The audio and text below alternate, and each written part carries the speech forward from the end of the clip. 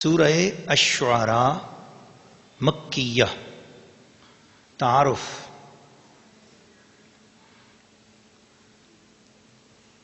اللہ کے پیارے بندو، رسول پاک کے غلاموں، ادب و احترام کے ساتھ قرآن مجید کو سننے والوں، سورہ شعراء مکیہ ہے۔ اس میں 11 رکوع ہیں، 227 آیات ہیں اور 1279 کلمات ہیں، 5540 حروف ہیں۔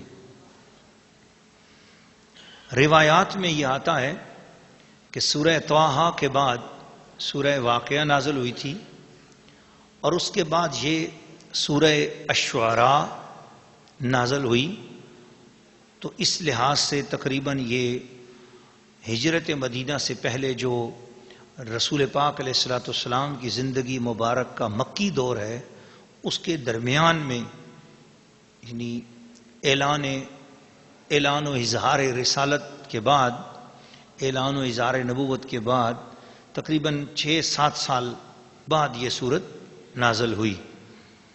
اس میں کافروں، مشرکوں اور بے ایمانوں کو، بے ادبوں کو سمجھایا جا رہا ہے، منکروں کو تنبیہ کی گئی ہے اور ماننے والوں کو خوشخبریاں دی گئیں، بشارتیں سنائی گئیں اور بتایا گیا کہ اگر تم مان جاؤ تو تمہارے لیے بھلا ہوگا اور تم اگر مانتے نہیں ہو تو یہ تمہارے لیے نقصان دہ ہے۔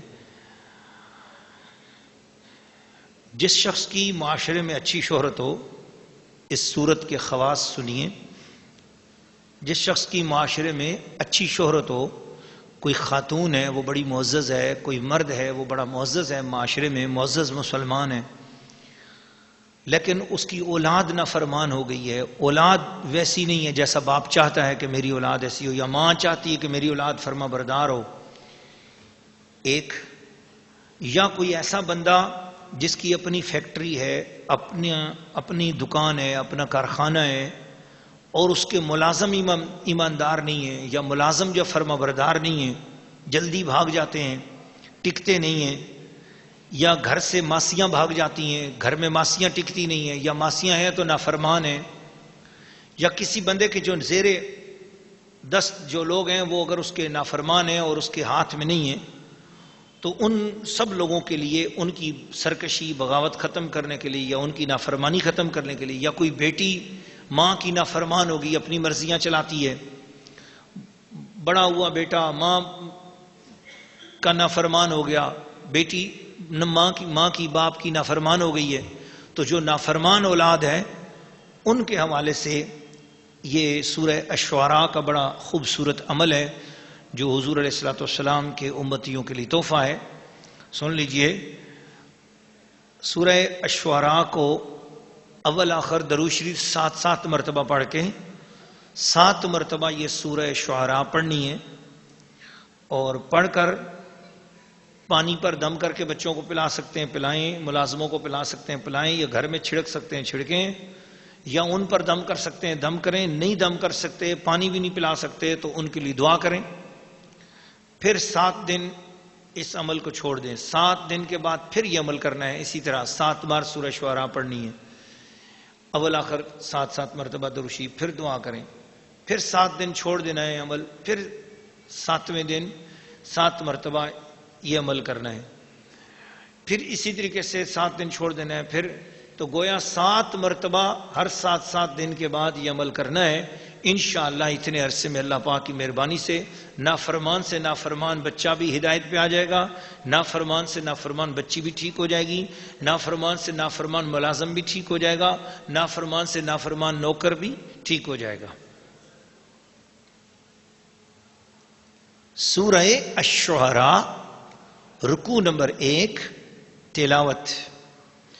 بسم اللہ الرحمن الرحیم، اللہ کے نام سے شروع جو نہایت مہربان رحم والا۔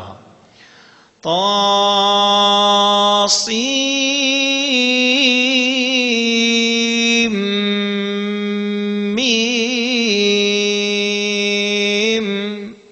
تلك آيات الكتاب المبين لعلك باخع نفسك ألا يكونوا مؤمنين إن نشأ ننزل عليهم من السماء آية فظلت أعناقهم لها خاضعين وما يأتيهم من ذكر من الرحمن محدث إلا كانوا عنه معرضين فقد كذبوا فسيأتيهم أنباء ما كانوا به يستهزئون أولم يروا إلى الأرض كم أنبتنا فيها من كل زوج كريم إن في ذلك لآية وما كان أكثرهم مؤمنين وإن ربك لهو العزيز الرحيم.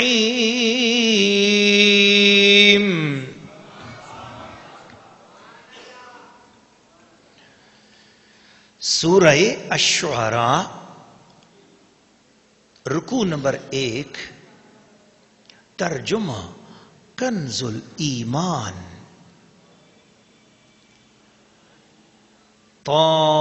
طاسیم.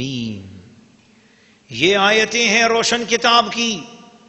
کہیں تم اپنی جان پر کھیل جاؤ گے ان کے غم میں کہ وہ ایمان نہیں لائے. اگر ہم چاہیں تو آسمان سے ان پر کوئی نشانی اتاریں کہ ان کے اونچے اونچے اس کے حضور جھکے رہ جائیں. اور نہیں آتی ان کے پاس رحمان کی طرف سے کوئی نئی نصیحت مگر اس سے منہ پھیر لیتے ہیں. تو بے شک انہوں نے جھٹلایا تو اب ان پر آیا چاہتی ہیں خبریں ان کے ٹھٹھے کی. کیا انہوں نے زمین کو نہ دیکھا؟ ہم نے اس میں کتنے عزت والے جوڑے اگائے. بے شک اس میں ضرور نشانی ہے ان کے اکثر ایمان لانے والے نہیں. اور بے شک تمہارا رب ضرور وہی عزت والا مہربان ہے. سورہ الشعراء رکوع نمبر 1. تفسیر. ناظرین و ناظرات اور سامعین و سامعات، اللہ کا پاک کلام اپنے دل کی توجہ سے سننے والوں، اس رکوع میں 4 باتوں کی طرف خصوصی طور پہ توجہ دلائی گئی. سب سے پہلی بات یہ کہ یہ قرآن کتاب مبین ہے. یہ قرآن روشن آیات پر منور ہے، روشن آیات پر مشتمل ہے. اور قرآن کی تعریف کرنے کے بعد اپنے محبوب کی تعریف کی اور فرمایا کہ اے محبوب، اس غم میں کیوں آپ اپنے دل پر یہ بات لے رہے ہیں کہ یہ بڑے بڑے کافر مسلمان کیوں نہیں ہوتے؟ کاش کہ یہ مسلمان ہو جائیں، یہ دوزخ میں نہ جائیں. محبوب، آپ کا کام ہے صرف پیغام پہنچانا. اگر کوئی مانتا ہے تو اس کا نصیب، نہیں مانتا تو آپ اس کے غم میں اپنی جان کیوں گھلاتے ہیں؟ اللہ اپنے محبوب کو تسلی دے رہا ہے. اس قدر غم حضور کو کافروں کا ہے کہ کافر کاش کے کافر کافر نہ رہتے، کاش کے کافر کفر پر نہ رہتے، یہ اسلام قبول کر لیتے. یہ غم جس محبوب کو غیروں کے لیے ہے، ذرا تصور کرو اپنا کلمہ پڑھنے والوں کے لیے ان کے دل میں کتنا پیار ہوگا. تو اس محبوب کی محبت میں اور اس محبوب کی شان اور عظمت میں اللہ پاک نے سورہ شعراء کی دوسری آیت مبارکہ، تیسری آیت مبارکہ نازل فرمائی. اور اس کے بعد اللہ پاک نے اپنے محبوب کو تسلی دیتے ہوئے فرمایا، اے محبوب، اگر میں چاہوں تو ان کے بڑے بڑے لوگوں کی گردنیں تیرے حضور جھک جائیں، تیرے رب کی بات مان لیں، تیرے قرآن کو مان لیں، تیری تعلیمات کو مان لیں، مگر میں اسلام میں زبردستی کسی کو داخل نہیں کرتا. جو بھی آنا چاہے اپنی خوشی سے آئے. اسلام دین جبر نہیں ہے. اسلام میں داخلے کے لیے کوئی زبردستی نہیں. اپنی مرضی سے، اپنی سمجھ سے، اپنی عقل سے اور اپنے ارادے سے اسلام قبول کرو. اور پھر ایک عظیم بات فرمائی، اولم یروا الی الارض، ان کافروں سے کہو، منافقوں سے بولو، مشرک عورتوں اور مشرک مردوں سے بولو کہ زمین کو دیکھو، اولم یروا الی الارض اولم یروا الی الارض، زمین کی طرف دیکھو، کم انبتنا فیہا من کل زوج کریم، ان میں ہم نے کتنے عزت والے جوڑے اگائے ہیں، قسم قسم کے بہترین اور نافع نباتات پیدا کی ہیں۔ یہ عظیم الشان نعمت دیکھو نا، ایک ہی کیاری ہے، اس میں آم ہے، سنگترا ہے، کیلا ہے، انگور ہے، دال ماش لگی ہوئی ہے، دال چنے کی اگی ہوئی ہے، اور مٹر بھی اسی میں اگا ہوا ہے، دھنیا بھی اسی میں ہے، پودینہ بھی وہیں پر ہے، اسی زمین کے اندر پالک بھی ہے، اسی زمین سے پیاز بھی ہے، اسی زمین میں لہسن بھی ہے، اسی زمین کے اندر سے آلو بھی اگ رہا ہے، اسی زمین سے کریلا بھی ہے، اور کریلے کی بیل کے ساتھ آم کا درخت لگا دو، کیلا کڑوا آم میٹھا۔ کیا عجب بات ہے، ایک ہی پانی، ایک ہی زمین، ایک ہی علاقہ، ایک ہی مٹی، ایک ہی کھاد آپ لگا دو، ایک چھوٹا سا درخت مالٹے کا، کینو کا، چیکو کا درخت لگا دو، اور اس کے ساتھ ایک نیبو کا درخت لگا دو، لیمن کے درخت پہ جو پھل لگے گا وہ کھٹا، اور چیکو کے درخت پہ جو پھل لگے گا وہ میٹھا، ایک ہی کیاری میں۔ اللہ پاک فرماتا ہے، کون ہے جو پھلوں میں رنگ رنگ کے ذائقے بھرتا ہے؟ سوچو، آم کی جڑ میں وہ ذائقہ نہیں، آم کی کھاد میں وہ ذائقہ نہیں، آم کے پانی میں وہ ذائقہ نہیں، جو پانی آپ نے آم کے درخت کو لگایا اس میں وہ ذائقہ نہیں، جو اس کو کھاد دی وہ نمکین ہے، جو آپ نے اس کے اندر جو پانی ڈالا، جو زمین ہے، مٹی ہے، جو جڑ ہے، جو تنا ہے، جو چھال ہے، جو کھال ہے، اس کے جو پتے ہیں، جس کی جو شاخیں ہیں، کہیں بھی تو وہ ذائقہ نہیں۔ لیکن جب آ کر وہی نیچے سے پانی ان ٹہنیوں کے ذریعے ہو کر جس وقت پھل کے پاس پہنچتا ہے تو پھل کے اندر وہ ذائقہ آ جاتا ہے، جو 1 انچ پیچھے ٹہنی کو آپ چیک کر کے دیکھ لو، آم کی ٹہنی کی پیچھے سے آپ چیز کو اتارو، آم کی ٹہنی کو چکھو، اس میں کچھ ذائقہ نہیں، آم کے اندر وہ ذائقہ ہے کہ طبیعت خوش ہو جاتی ہے۔ سوال یہ ہے کہ وہ کون ہے جس نے تمہارے نمکین پانی کو، تمہاری نمکین کھادوں کو، تمہاری مختلف قسم کے ذائقے والی زمینوں میں سے ارق کو اٹھایا اور آم کے اندر میٹھا ذائقہ بھر دیا۔ اب آم کے اندر کھاد کے کوئی اثرات نہیں، آم کے اندر کھاری پانی کے اثرات نہیں، اب آم کے اندر عجب بات ہے، آم کا سارا درخت گرین ہے، اور اس درخت کا کوئی رنگ بھی آم کے اپنے اندر نہیں ہے، وہ یلو ہے۔ کئی آم ایسے ہیں اوپر سے گرین ہے، اندر سے یلو ہے، یہ رنگ کون بھر رہا ہے؟ باہر کون اور رنگ دے رہا ہے؟ اندر کون ہے جو اندر اور رنگ دے رہا ہے؟ کون ہے جو؟ یہ ساری باتوں کی طرف توجہ دلا کر فرمایا، اولم یروا، اتنا ہی سوچ لیتے، الی الارض، زمین کے اندر، کہ آم سندھ میں بھی وہی ذائقہ، امریکہ میں بھی وہی ذائقہ۔ کبھی ایسا ہوا کہ کریلا جاپان کا جو ہے وہ میٹھا ہو، آم کی طرح ہو، اور کریلا پاکستان کا جو ہے نا وہ کڑوا ہو، اور ہندوستان کا بڑا میٹھا ہو؟ نہیں، جو کریلا یہاں ذائقہ دے رہا وہی کریلا، صرف سائز میں فرق ہوگا، کوئی چھوٹا کوئی بڑا، وہ یہاں بھی ہے، لیکن سعودی عرب کا ہو، جاپان کا ہو، امریکہ کا ہو، کسی جگہ کا ہو، کریلا کڑوا ہے نا ہر جگہ، اور ہر جگہ آم ہی سب پھلوں کا بادشاہ ہے کہ نہیں ہے؟ تو پھلوں کے ذائقے ہر جگہ پر اسی طرح ہیں، انگور ہر جگہ انگور ہی لگتا ہے، ایسا نہیں کہ کسی دن آپ انگور کھاؤ تو اندر سے مالٹے کا ذائقہ آ رہا ہو، اور مالٹا کھاؤ تو اندر سے کیلے کا ذائقہ آ رہا ہو، نہیں، ساری کائنات میں جو پھل یہاں ہے اسی نے شرق سے لے کر غرب تک وہی ذائقہ دینا ہے۔ کیلا مشرق میں بھی وہی، مغرب میں بھی وہی، آم مشرق میں بھی وہی، مغرب میں بھی وہی۔ کون ہے جو پوری زمین کے اندر علاقے بدل گئے، موسم بدل گئے، ہوائیں بدل گئیں؟ یہ آج کل یہاں پر کون سا موسم چل رہا ہے؟ ہمارے یہاں سردی کا موسم چل رہا ہے، فروری ہے، اور ٹھیک افریقہ میں اس وقت وہاں تیز گرمی کا موسم چل رہا ہے، وہاں آم پکے ہوئے ہیں آج کل.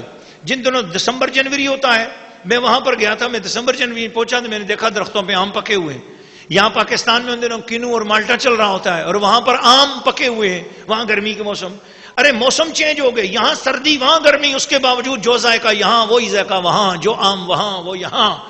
ساری کائنات میں شرق سے غرب تک ہر چیز اپنے اپنے مقام پر ایک ہی ذائقہ دیتی ہے. کون ہے جو ساری کائنات میں پھلوں کے اندر وہی تاثیر, وہی چیز, وہی شے ایک ہی رنگ میں رکھنے والا ہے؟ اللہ فرماتا ہے وَقَدَّرْنَاهُ تَقْدِيرًا, ہم نے ہر چیز کو ایک اندازے کے مطابق رکھا ہے. یہ ہم ہیں, ہمارے سوا کوئی اور نہیں ہے. فرمایا اے کافروں, زمین سے اگنے والے معزز جوڑوں پر غور کرو. اب یہ جو معزز جوڑے ہیں اس کی تفسیر علامہ شعبی رحمۃ اللہ علیہ کے حوالے سے, علامہ شعبی رحمۃ اللہ علیہ کے حوالے سے صدر الافاضل بدر الماثل سید محمد نعیم الدین مراد آبادی رحمۃ اللہ علیہ فرماتے ہیں کہ زمین کی پیداوار میں جو معزز جوڑا ہے اس سے مراد ہے آدمی. بڑی اہم بات ہے. یہ جو انسان ہے, مرد اور عورت, یہ بھی تو زمین کا پھل ہے. وہ فرماتے ہیں کہ مردوں اور عورتوں تم غور کرو, جس طرح تم زمین سے اگنے والی دوسری چیزوں پر غور کرتے ہو, تم بھی تو اسی زمین سے اگے ہوئے ہو. عجب بات ہے کہ آم کا درخت جہاں اگ گیا وہاں سے حرکت کر نہیں سکتا, تمہیں بھی تو اس زمین سے رب نے اگایا ہے. کتنا شکر ادا کرو اس رب کا کہ تم آرام سے زمین میں چلتے بھی ہو, پھرتے بھی ہو, اور تمہیں تمہاری غذائیں مل بھی رہی ہیں. تو اس کے حضور جھک جاؤ. جس نے زمین سے جس چیز کو اگایا وہ اپنی جگہ پر جمی ہوئی ہے, اور تمہیں بھی زمین سے اگایا لیکن تمہیں ساری زمین میں گھما پھرا رہا ہے. اس لیے مردوں اور عورتوں اس رب کی نعمت پر شکر ادا کرو. پھر فرمایا کہ زوجن کریم سے کیا مراد ہے؟ عزت والا جوڑا. فرمایا ہاں, ایک جنتی ہے اور ایک جہنمی ہے. جو جہنمی ہے وہ بدبخت اور لعین ہے, اور عزت والے جوڑے سے مراد ہے وہ مرد اور عورت جو جنت میں جائیں گے. اللہ تعالیٰ اپنے حبیب کے وسیلہ جلیلہ سے ہمیں قرآن کے نور سے منور فرمائے.